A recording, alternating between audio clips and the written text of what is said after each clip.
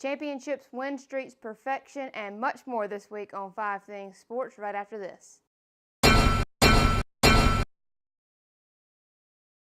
Good morning, good afternoon, good evening, whenever you're watching. I'm glad you're watching. I'm Caroline Haney with 5 Things Sports here, bringing 5 sports highlights for the week of November 13th through November 19th, 2017. Just a quick update to a story we told you about last week. I did want to let you know that the UCLA basketball players have returned to the United States. It looks like the charges have been dropped. They are indefinitely suspended from the team. The coach said that they will each have to earn their way back onto the team, so we'll let you know if anything comes of that. NASCAR wrapped up its season with the final race at the Homestead Miami Speedway. Number 78 Martin Truex Jr. won the race and the championship. You guys are awesome. Thank you. This was his 8th win on the season, the most of any other driver. He also led 20% of the total number of laps for the entire season. In addition to having a great season on the track, there was also a lot of stuff going on in his life off the track that really made him a really deserving winner this year. His girlfriend was diagnosed with cancer during the season and had to go through chemo and treatments during the year. The team also just recently lost one of their crew members who had a heart attack the night before a race and passed away. And then the team owner also had a heart attack, but he did survive. However, he was not able to attend last night's race. So just with all of that going on, it was a very emotional win for Truex Jr. And I know that he is glad that the season is done and he can focus on his family, and the team can focus on getting healthy and ready for next year as well. And this was also Dale Earnhardt Jr.'s final race. He is now officially retired. So congrats to Dale Earnhardt Jr. on a great career, and enjoy your retirement. Number 2 this week, we head to the NBA. The Boston Celtics are on an incredible win streak. They have won 15 games in a row, including a come-from-behind win against the defending champion Golden State Warriors. We told you before the season started how they traded for Kyrie Irving, so it looks like that's worked out pretty well for them so far. We'll see if they can continue this pace through the rest of the season. Number 3 this week. Last Sunday, November the 12th, Atlanta Falcons quarterback Matt Ryan reached an incredible milestone of 40,000 passing yards.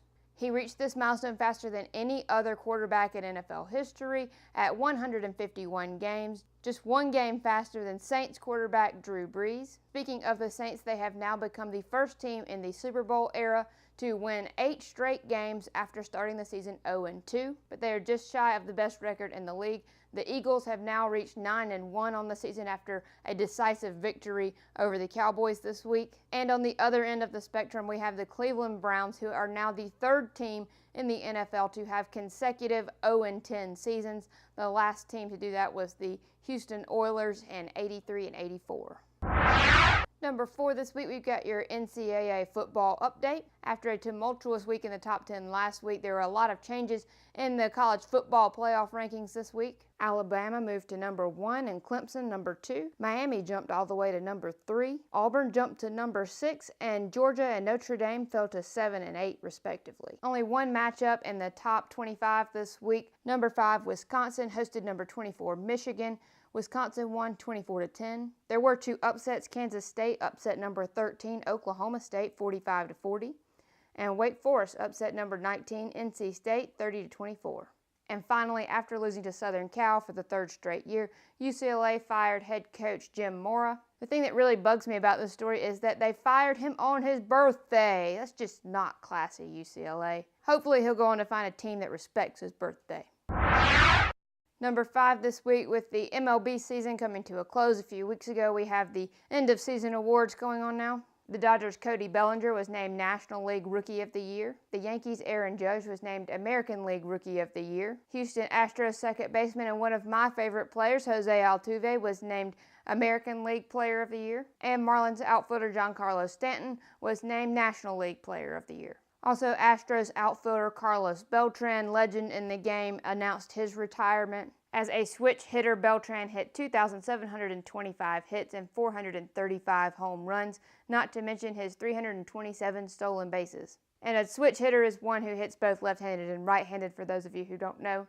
I'm sure that Beltran will find his way to the Hall of Fame in the future, but it's always good to go out on top with a World Series win. I believe he plans on coaching, although he hasn't made that 100% clear. We will let you know if he finds a place as a coach in the future.